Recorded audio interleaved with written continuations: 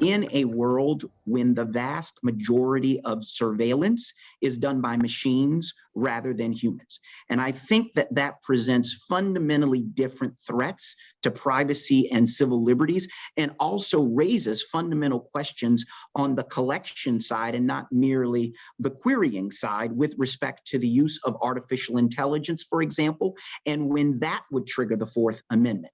Typically in the past, we've sort of had this humanized view of the Fourth Amendment rather than thinking when machines can actually trigger what constitutes a search. So while I agree with Bob that there have been some changes to the Fourth Amendment, relevant legal changes at the U.S. Supreme Court, as well as the federal appellate over the last years, I think it's absolutely critical that at each stage, the NSA, FBI, and other agencies are also considering those legal analyses and considering the way the world has evolved.